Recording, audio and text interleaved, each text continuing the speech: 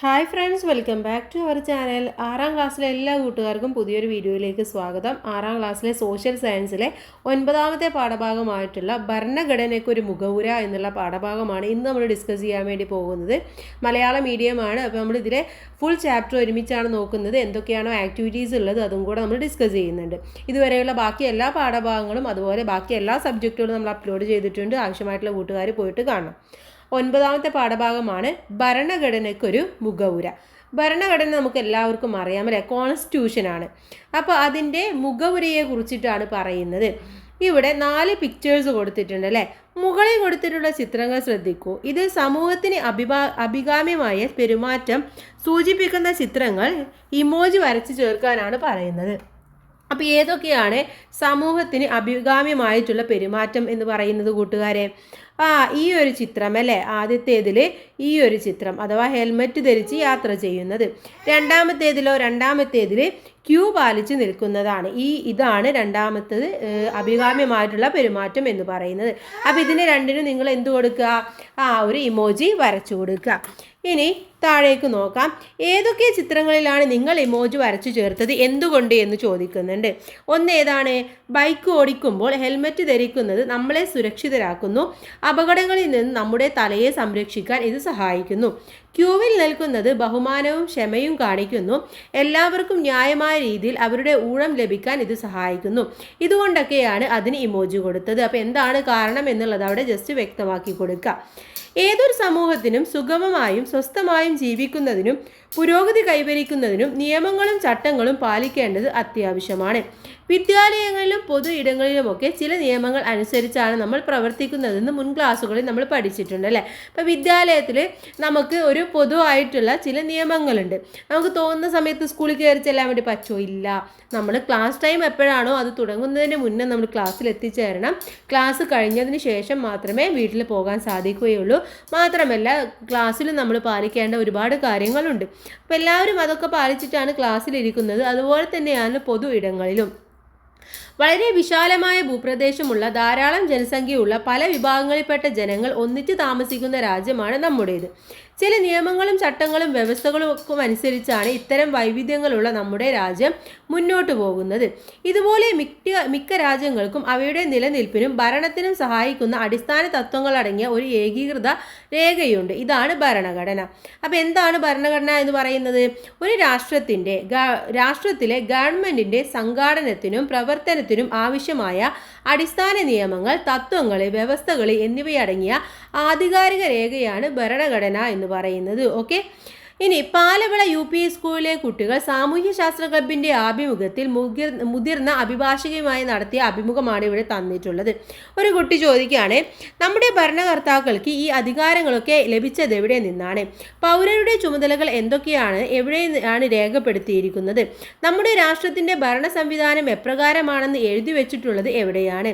ജനങ്ങളുടെ അവകാശങ്ങളെക്കുറിച്ച് എവിടെയാണ് പ്രതിപാദിക്കുന്നത്? അപ്പോൾ ഇതെല്ലാം കുട്ടികൾ ചോദിക്കുന്നുണ്ട് അല്ലേ. അപ്പോൾ ഉത്തരമായിട്ട് അഥവാ അഡ്വക്കേറ്റ് പറയാണ്, എല്ലാത്തിനും ഒറ്റ ഉത്തരമേ ഉള്ളൂ. എന്താണ്? ഭരണഘടന എന്നുള്ളതാണ്. അഭിമുഖത്തിൽ ഭരണഘടനയുമായി ബന്ധപ്പെട്ട എന്തൊക്കെ ആശയങ്ങളാണ് ഉൾപ്പെടുത്തിയിരിക്കുന്നത്? എന്തൊക്കെയാണ്? രാഷ്ട്രത്തിൻ്റെ ഭരണ സംവിധാനം, പൗരന്മാരുടെ ചുമതലകൾ, ജനങ്ങളുടെ അവകാശങ്ങൾ, അധികാര വിനിയോഗം.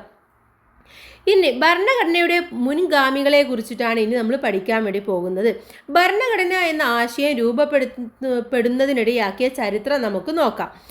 ഹമ്മുറാബിയുടെ നിയമസംഹിത ലോകത്തിലെ ഏറ്റവും പഴക്കം ചെന്ന നിയമസംഹിതകളിൽ ഒന്നാണ്. പുരാതന ബാബിലോണിയയിലെ ഭരണാധികാരിയായിരുന്ന ഹമ്മുറാബി BCE 1792 1750 ഉണ്ടായിരുന്നത്. അവരുണ്ടാക്കിയ ഒരു നിയമസംഹിത. ഒരു രാജ്യത്തിൻ്റെ അടിസ്ഥാന നിയമങ്ങളെ ധിക്കരിക്കാൻ ആർക്കും അധികാരമില്ല എന്ന് ഈ നിയമസംഹിത അനുശാസിക്കുന്നു. അപ്പോൾ ഇതാണ് ഏറ്റവും പഴക്കമേറിയ ഒരു നിയമസംഹിത എന്ന് പറയുന്നത്. പിന്നീട് മാഗ്ന കാർട്ട. ഇംഗ്ലണ്ടിലെ ജനങ്ങൾ രാജാക്കന്മാരുടെ ഏകാധിപത്യത്തിൽ വീർപ്പുമുട്ടിയിരുന്നു. ഇതിനെതിരെ CE 1215 ജോൺ രാജാവിനെ തടഞ്ഞുവെച്ച് ജനങ്ങൾ ഒപ്പുവെപ്പിച്ച പ്രമാണമാണ് മാഗ്ന കാർട്ട എന്ന് പറയുന്നത്. രാജാവും ഭരണകൂടവും നിയമത്തിന് അതീതരല്ല എന്നാണ് ഇത് വ്യക്തമാക്കുന്നത്. മനുഷ്യാവകാശങ്ങളുടെ ചരിത്രത്തിലെ നാഴികക്കല്ലായി മാഗ്ന കാർട്ടയെ കണക്കാക്കുന്നു. അപ്പോൾ അടുത്ത ഒരു പ്രധാനമായിട്ടുള്ള ഒരു വഴിത്തിരിവ് എന്ന് പറയുന്നത് ഈ ഒരു മാഗ്ന കാർട്ട തന്നെയായിരുന്നു. ഇനി മഹത്തായ വിപ്ലവം. 17-ാം നൂറ്റാണ്ടിൽ ഇംഗ്ലണ്ടിൽ പാർലമെന്റിന്റെ താല്പര്യങ്ങൾക്ക് വിരുദ്ധമായി പ്രവർത്തിച്ച രാജാക്കന്മാരും പാർലമെന്റും തമ്മിൽ നിരവധി സംഘർഷങ്ങളുണ്ടായി. അതിൽ പ്രധാനപ്പെട്ടതാണ് CE 1782 മഹത്തായ വിപ്ലവം. രാജാവിന്റെ സ്വേച്ഛാധിപത്യം അവസാനിപ്പിക്കുവാനും പാർലമെന്റിന്റെ അധികാരം വർദ്ധിപ്പിക്കുവാനും ഈ വിപ്ലവത്തിലൂടെ കഴിഞ്ഞു. രാജാധികാരം പാർലമെന്റിന്റെ നിയന്ത്രണങ്ങൾക്ക് വിധേയമാകുകയും ചെയ്തു. ഇംഗ്ലണ്ടിൽ പാർലമെന്റിന് അധികാരം നൽകുന്ന ഭരണഘടനാ രൂപീകരണത്തിന് ഇത് വഴിയൊരുക്കുകയും ചെയ്തു. അപ്പോൾ അടുത്തൊരു സംഭവം ഈ ഒരു വിപ്ലവം തന്നെയായിരുന്നു. ഇനി അമേരിക്കൻ സ്വാതന്ത്ര്യ പ്രഖ്യാപനമാണ് അടുത്തൊരു കാരണം. ബ്രിട്ടന്റെ അധീനതയിലായിരുന്ന 13 വടക്കേ അമേരിക്കൻ കോളനികൾ ബ്രിട്ടന്റെ തെറ്റായ നയങ്ങൾക്കെതിരെ പോരാട്ടം നടത്തി. തുടർന്ന് CE 1776 ഈ കോളനികൾ നടത്തിയ പ്രഖ്യാപനമാണ് അമേരിക്കൻ സ്വാതന്ത്ര്യ പ്രഖ്യാപനം. ഗവൺമെന്റിനെ നീക്കം ചെയ്യാൻ ജനങ്ങൾക്ക് അധികാരമുണ്ട് എന്ന് ബോധ്യപ്പെടുത്താൻ ഈ പ്രഖ്യാപനത്തിലൂടെ കഴിഞ്ഞു. ലോകത്തിലെ ആദ്യത്തെ എഴുതപ്പെട്ട ഭരണഘടനയായ അമേരിക്കൻ ഭരണഘടനയുടെ രൂപീകരണത്തിന് ഇത് കാരണമാവുകയും ചെയ്തു. അടുത്തത് ഫ്രഞ്ച് വിപ്ലവമായിരുന്നു. സ്വാതന്ത്ര്യം, സമത്വം, സാഹോദര്യം എന്നീ മുദ്രാവാക്യങ്ങൾ ഉയർത്തി ഫ്രഞ്ച് ജനത 1789 നടത്തിയ വിപ്ലവമാണിത്. രാജാധികാരത്തിനെതിരെ ജനങ്ങളുടെ പരമാധികാരം എന്ന ആശയം അംഗീകരിക്കപ്പെട്ടത് ഈ വിപ്ലവത്തിലൂടെയാണ്. ഇതോടെ ഫ്രാൻസിൽ ഒരു ഭരണഘടന രൂപപ്പെടുകയും രാജാവിൻ്റെ അധികാരങ്ങൾ ഭരണഘടനയ്ക്ക് വിധേയമാക്കപ്പെടുകയും ചെയ്തു. ഓക്കെ, ഇത്രയും സംഭവങ്ങളൊക്കെയായിരുന്നു ഉണ്ടായിരുന്നത്. അപ്പോൾ മുകളിൽ പരാമർശിച്ചിട്ടുള്ള ചരിത്ര സംഭവങ്ങളിൽ നിന്നും ജനങ്ങളുടെ ക്ഷേമത്തിനും പുരോഗതിക്കും ഒരു ഏകീകൃത നിയമാവലി ആവശ്യമാണെന്ന് ബോധ്യപ്പെട്ടു.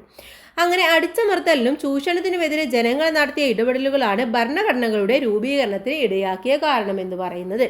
ഇനി ഇവിടെ ഒരു വർക്ക്ഷീറ്റ് തന്നിട്ടുണ്ട്.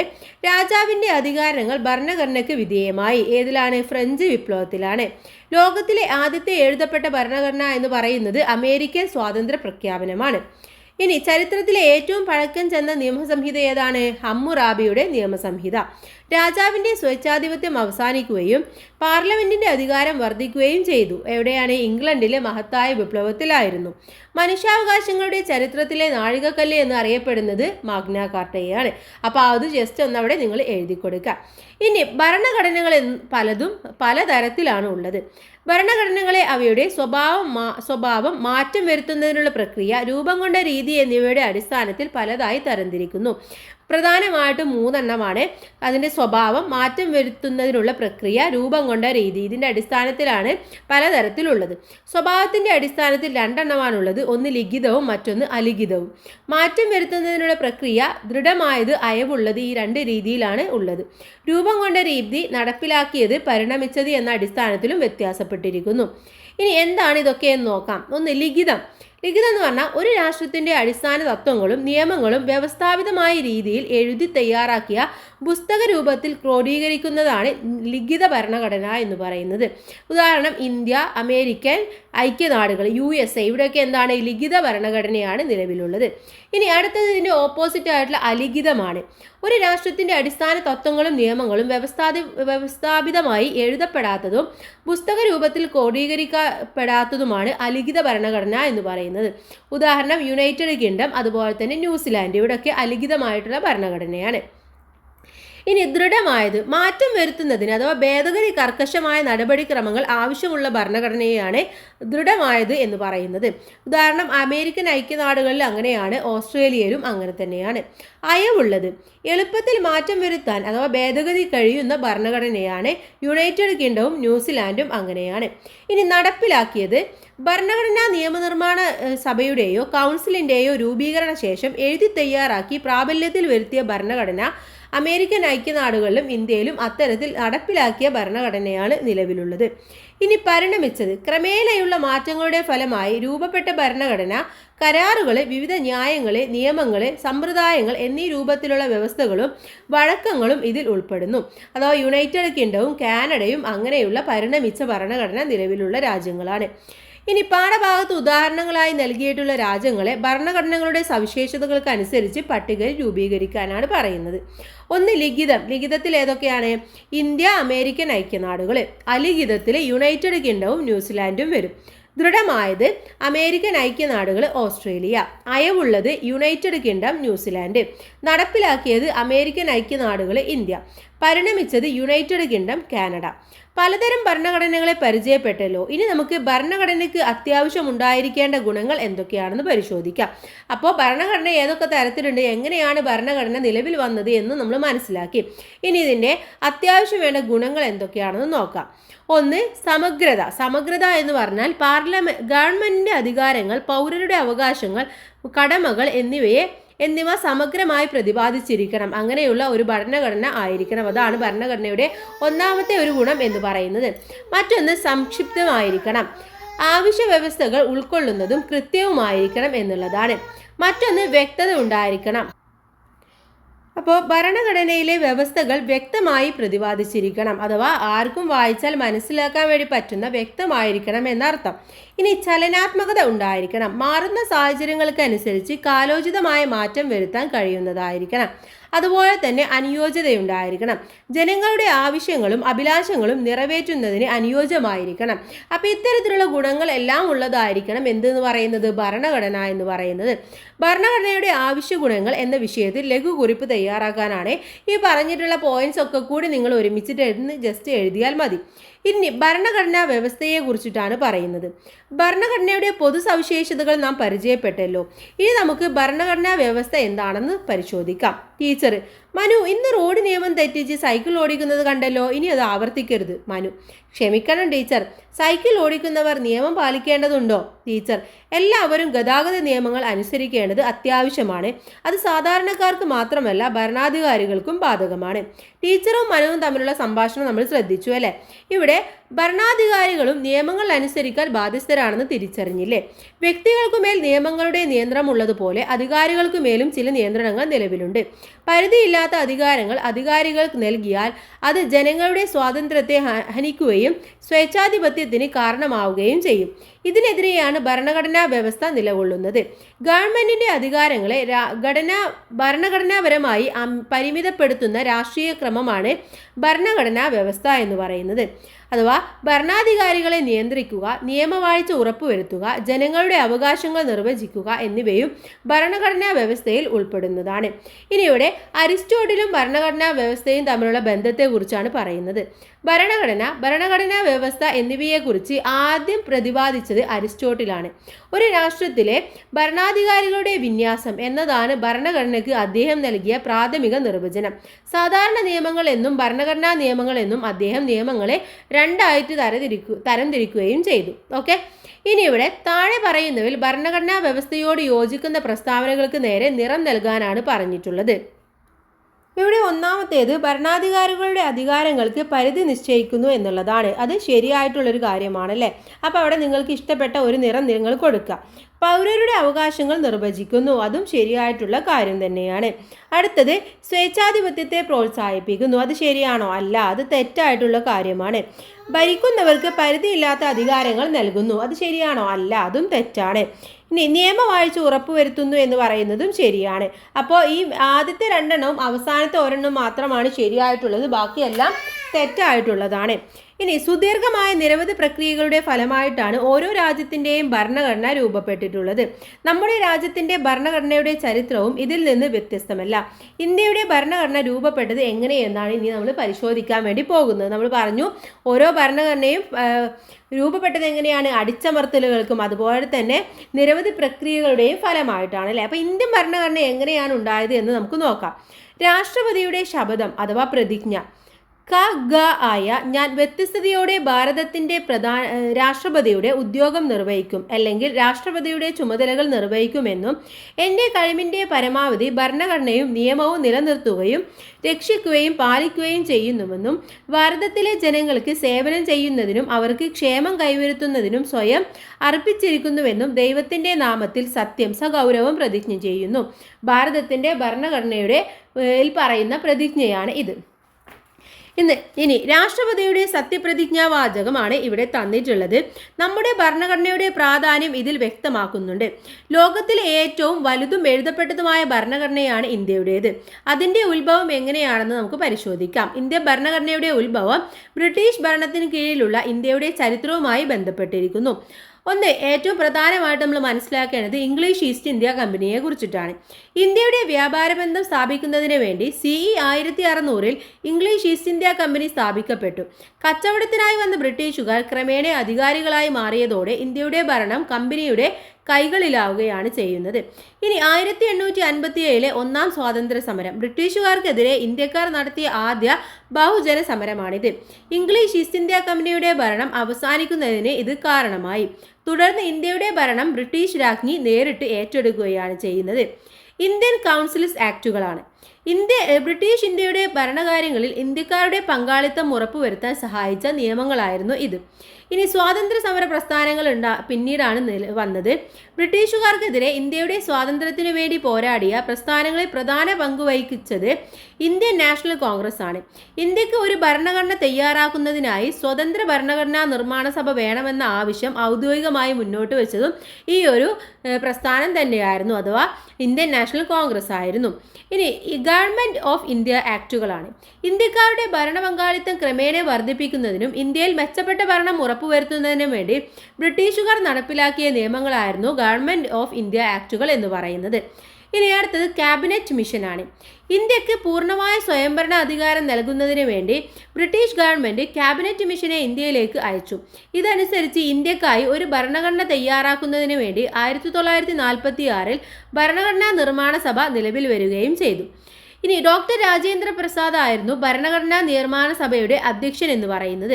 ഡോക്ടർ BR അംബേദ്കർ ചെയർമാനായുള്ള ഡ്രാഫ്റ്റിംഗ് കമ്മിറ്റിയാണ് ഭരണഘടനയുടെ കരട് രൂപം എഴുതി തയ്യാറാക്കിയത്. ഈ പേരുകളൊക്കെ വളരെ ഇമ്പോർട്ടൻ്റ് ആണ്, പഠിച്ചു വെക്കണം. ഭരണഘടനാ നിർമ്മാണ സഭ 1949 നവംബർ 26 ഭരണഘടനയ്ക്ക് അംഗീകാരം നൽകി. അതിനാൽ നവംബർ 26 ഭരണഘടനാ ദിനമായി നാം ആചരിക്കുന്നു. ഓക്കെ, ഈ നവംബർ 26 ഇപ്പോൾ ഭരണഘടനാ ദിനം കഴിഞ്ഞു പോയതാണ്. ഭരണഘടന ഔദ്യോഗികമായി നിലവിൽ വന്നത് 1950 ജനുവരി 26 അന്നു മുതൽ ഇന്ത്യയുടെ ഒരു പരമാധികാര ജനാധിപത്യ റിപ്പബ്ലിക്കായി അറിയപ്പെടുന്നു. അപ്പോൾ ജനുവരി 26 നമ്മൾ റിപ്പബ്ലിക്കായിട്ട് ആചരിക്കുന്നതും ഇതിൻ്റെ ഫലമാണ്. ഇനി ഒരു ക്യാബിനറ്റ് മിഷനെ കുറിച്ച് പറയുന്നുണ്ട്. ഇന്ത്യക്ക് പരമാധികാരം കൈമാറുന്നത് സംബന്ധിച്ച് ഇന്ത്യൻ നേതാക്കളുമായി ചർച്ച നടത്തുന്നതിനായി ബ്രിട്ടീഷ് സർക്കാർ നിയോഗിച്ച 3-അംഗ സമിതിയാണ് ക്യാബിനറ്റ് മിഷൻ എന്ന് പറയുന്നത്. ഇന്ത്യയിലെ പ്രധാന രാഷ്ട്രീയ കക്ഷികളുടെ നേതാക്കളുമായി അവർ ചർച്ച നടത്തി. ഇന്ത്യക്ക് ഭരണഘടന തയ്യാറാക്കുന്നതിന് വേണ്ടി ഭരണഘടനാ നിർമ്മാണ സഭ രൂപീകരിക്കണമെന്ന ആവശ്യം ക്യാബിനറ്റ് മിഷൻ അംഗീകരിച്ചു. ഇന്ത്യയുടെ ഭാവി രാഷ്ട്രീയ സംവിധാനത്തെക്കുറിച്ചുള്ളതായിരുന്നു പ്രസ്തുത മിഷൻ. ഇനി ഇന്ത്യൻ ഭരണഘടനയുടെ നാളുവഴികൾ സൂചിപ്പിക്കുന്ന ചുമർ പത്രിക തയ്യാറാക്കാൻ വേണ്ടി പറയുന്നുണ്ട്, അത് കൂട്ടുകാർ ചെയ്യാം. ഇന്ത്യൻ ഭരണഘടനയുടെ ആമുഖമാണ് ഇവിടെ തന്നിട്ടുള്ളത്. ഭാരതത്തിൻ്റെ ഭരണഘടന ആമുഖം. ഭാരതത്തിലെ ജനങ്ങളായ നാം ഭാരതത്തെ ഒരു പരമാധികാര സ്ഥിതിസമത്വ മതേതര ജനാധിപത്യ റിപ്പബ്ലിക്കായി സംവിധാനം ചെയ്യുവാനും അതിലെ പൗരന്മാർക്കെല്ലാം സാമൂഹികവും സാമ്പത്തികവും രാഷ്ട്രീയവുമായ നീതിയും ചിന്തയും ആശയപ്രകടനത്തിനും വിശ്വാസത്തിനും മതനിഷ്ഠയ്ക്കും ആരാധനയ്ക്കുമുള്ള സ്വാതന്ത്ര്യവും പദവിയും അവസരത്തിനും സമത്വവും സംപ്രാപ്തമാക്കുവാനും അവർക്കെല്ലാം ഇടയിൽ വ്യക്തിയുടെ അന്തസ്സും അഥവാ രാഷ്ട്രത്തിൻ്റെ ഐക്യവും അഖണ്ഡതയും ഉറപ്പുവരുത്തിക്കൊണ്ട് സാഹോദര്യം പുലർത്തുവാനും സഗൗരവം തീരുമാനിച്ചിരിക്കയാൽ നമ്മുടെ ഭരണഘടനാ നിയമനിർമ്മാണ സഭയിൽ ഈ 1949 നവംബർ 26 ദിവസം ഇതിനാൽ ഈ ഭരണഘടനയെ സ്വീകരിക്കുകയും നിയമമാക്കുകയും നമുക്ക് തന്നെ പ്രദാനം ചെയ്യുകയും ചെയ്യുന്നു. ഇതാണ് ഭരണഘടനയുടെ ആമുഖം എന്ന് പറയുന്നത്. 1976 ഭരണഘടന 42-ാം ഭേദഗതി ആക്ട് 2-ാം വകുപ്പ് പ്രകാരം പരമാധികാര ജനാധിപത്യ റിപ്പബ്ലിക് എന്നതിന് പകരം ചേർത്തിട്ടുണ്ട്. അതുപോലെ മേൽപ്പറഞ്ഞ ആക്ട് 2-ാം വകുപ്പ് പ്രകാരം രാഷ്ട്രത്തിൻ്റെ ഐക്യം എന്നതിന് പകരം ചേർത്തിട്ടുള്ളത് എന്ന് മുതലാണെന്നുള്ളൊക്കെ ഒരു ഇതാണ് സൂചകമാണ് അവിടെ തന്നിട്ടുള്ളത്. ഇനി ഭരണഘടനയുടെ ആമുഖം പരിശോധിക്കും. ഭരണഘടനയുടെ പ്രധാന ആശയങ്ങളും മൂല്യങ്ങളും കാഴ്ചപ്പാടുകളും പ്രതിഫലിക്കുന്നത് ആമുഖത്തിലാണ്.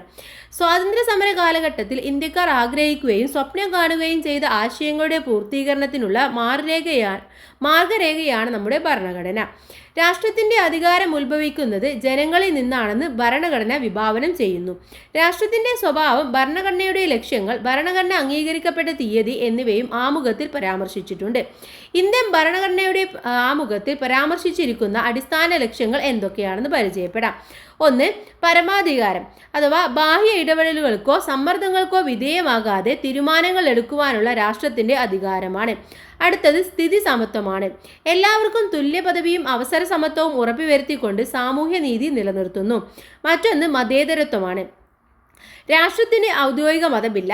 വ്യക്തികൾക്ക് ഇഷ്ടമുള്ള മതത്തിൽ വിശ്വസിക്കുന്നതിനും ആചരിക്കുന്നതിനും പ്രചരിപ്പിക്കുന്നതിനും അവകാശമുണ്ട്. രാഷ്ട്രം ഒരു മതത്തോടും വിവേചനം കാണിക്കുകയില്ല. അടുത്തത് ജനാധിപത്യമാണ്. ജനങ്ങളാൽ തിരഞ്ഞെടുക്കപ്പെട്ട പ്രതിനിധികൾ ഭരണം നിർവഹിക്കുന്നു. ഇതിലൂടെ ജനങ്ങൾ പരമാധികാരികളാകുന്നു. ഇനി റിപ്പബ്ലിക് എന്നുള്ളതാണ്. തിരഞ്ഞെടുപ്പിലൂടെ രാഷ്ട്രതലവനെ തീരുമാനിക്കുന്ന സംവിധാനമാണ് റിപ്പബ്ലിക്. ഇന്ത്യയുടെ രാഷ്ട്രതലവനായ രാഷ്ട്രപതി അഥവാ പ്രസിഡന്റ് തിരഞ്ഞെടുക്കപ്പെടുന്ന വ്യക്തിയായിരിക്കണമെന്ന് നമ്മുടെ ഭരണഘടന അനുശാസിക്കുന്നു. അപ്പോൾ ഇത്രയും ഈ 5 പോയിന്റുകളാണ് അടിസ്ഥാനമായിട്ടുള്ള ലക്ഷ്യങ്ങൾ എന്ന് പറയുന്നത്. ഏതൊക്കെയാണ്? പരമാധികാരം, സ്ഥിതി സമത്വം, മതേതരത്വം, ജനാധിപത്യം, റിപ്പബ്ലിക്. ഇനി രാഷ്ട്രം പൗരർക്ക് ഉറപ്പ് നൽകുന്ന നീതി, സ്വാതന്ത്ര്യം, സമത്വം എന്നിവയെക്കുറിച്ചും ആമുഖത്തിൽ പ്രതിപാദിക്കുന്നുണ്ട്. മാത്രമല്ല വ്യക്തിയുടെ അന്തസ്സും രാഷ്ട്രത്തിന്റെ ഐക്യവും അഖണ്ഡതയും ഉറപ്പുവരുത്തിക്കൊണ്ട് ജനങ്ങൾക്കിടയിൽ സാഹോദര്യം പുലർത്തുന്നതിനും ആമുഖം ലക്ഷ്യം വെക്കുന്നു. അപ്പോൾ ഇത്രയും കാര്യങ്ങളും അതുപോലെ തന്നെ നീതി, സ്വാതന്ത്ര്യം, സമത്വം എന്നിവയും ഉറപ്പു നൽകുന്ന ഒന്നാണ് നമ്മുടെ ഇന്ത്യൻ ഭരണഘടന എന്ന് പറയുന്നത്. ചുവടെ നൽകിയിരിക്കുന്ന സവിശേഷതകൾ ഭരണഘടനയുടെ ആമുഖത്തിൽ പരാമർശിച്ചിരിക്കുന്ന ഏതെല്ലാം ലക്ഷ്യങ്ങളെ പ്രതിഫലിക്കുന്നു? ഒന്നാമത്തെ സവിശേഷത എന്ന് പറയുന്നത് രാഷ്ട്രത്തിന് ഔദ്യോഗിക മതമില്ല. ഏതാണ് ലക്ഷ്യം? മതേതരത്വം എന്നുള്ളതാണ്. ജനങ്ങൾ പരമാധികാരികൾ, അതെന്താണ്? ജനാധിപത്യം എന്നുള്ള ലക്ഷ്യമാണ് നിറവേറ്റുന്നത്. തിരഞ്ഞെടുക്കപ്പെടുന്ന വ്യക്തി രാഷ്ട്രതലവൻ, റിപ്പബ്ലിക്. ബാഹ്യ ഇടപെടലുകൾ ഇല്ലാതെ തീരുമാനങ്ങൾ എടുക്കുവാനുള്ള രാഷ്ട്രത്തിന്റെ അധികാരം അഥവാ പരമാധികാരം.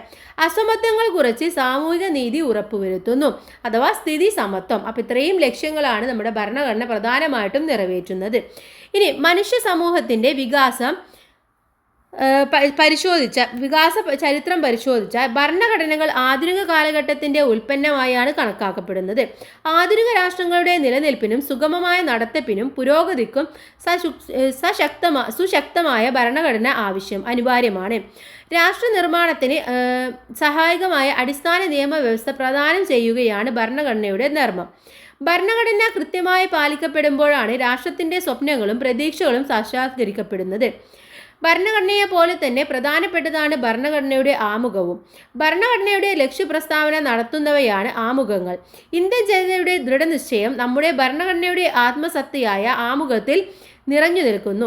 രൂപപ്പെട്ട് നിരവധി സംവത്സരങ്ങൾ കഴിഞ്ഞിട്ടും അതേ കരുത്തോടെ ഇന്നും നിലനിൽക്കാൻ നമ്മുടെ ഭരണഘടനയ്ക്ക് സാധിക്കുന്നുണ്ട്. ഇത് ഇന്ത്യൻ ഭരണഘടനയുടെ ഒരു പ്രധാന സവിശേഷതയായിട്ട് നമുക്ക് വിലയിരുത്താൻ വേണ്ടി സാധിക്കുന്നതാണ്. അപ്പോൾ എത്രയോ കാലങ്ങളായല്ലേ, 1950 മുതലാണ് വന്നിട്ടുള്ളത്. പക്ഷേ ഇന്നും അതെന്താണ്, വളരെ അന്തസ്സോട് കൂടിയിട്ട് നിലനിൽക്കുന്ന ഒന്ന് തന്നെയാണ് ഇന്ത്യൻ ഭരണഘടന എന്ന് പറയുന്നത്. കുറച്ച് ഭേദഗതികളൊക്കെ വരുത്തിയിട്ടുണ്ടെങ്കിൽ പോലും അതൊക്കെ സാഹചര്യങ്ങളുടെ അടിസ്ഥാനത്തിൽ വന്നിട്ടുള്ളതാണ്. പക്ഷേ ഇന്നും അതിന് അന്തസ്സിനും അതുപോലെ തന്നെ അതിൻ്റെ ആ ഒരു പ്രാധാന്യത്തിനും യാതൊരു മാറ്റവും സംഭവിച്ചിട്ടില്ല. ഇനി ഇവിടെ പാഠഭാഗം കഴിഞ്ഞു. തുടർ പ്രവർത്തനങ്ങളാണ്. ഇന്ത്യൻ ഭരണഘടനയുടെ രൂപീകരണം നാൾവഴികൾ എന്ന വിഷയത്തെ ആസ്പദമാക്കി ഡിജിറ്റൽ പ്രസന്റേഷൻ തയ്യാറാക്കാനാണ്.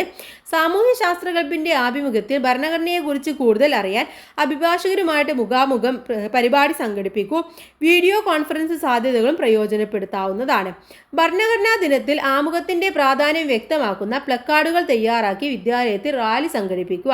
അപ്പോൾ ഇതൊക്കെ നിങ്ങൾ സ്കൂളിൽ ചെയ്യേണ്ട പ്രവർത്തനമാണ്. അപ്പോൾ നിങ്ങൾ അതൊക്കെ ചെയ്തു നോക്കാം. ഇതോടുകൂടി ഈ പാഠഭാഗം കഴിഞ്ഞു. അടുത്ത പാഠഭാഗം 10ാമത്തെ പാഠഭാഗം സമുദ്രങ്ങളിലൂടെ എന്നുള്ളതാണ്. നമുക്ക് എക്സാം കഴിഞ്ഞതിന് ശേഷം നോക്കാം. എല്ലാ കൂട്ടുകാർക്കും താങ്ക്സ് ഫോർ വാച്ചിങ്.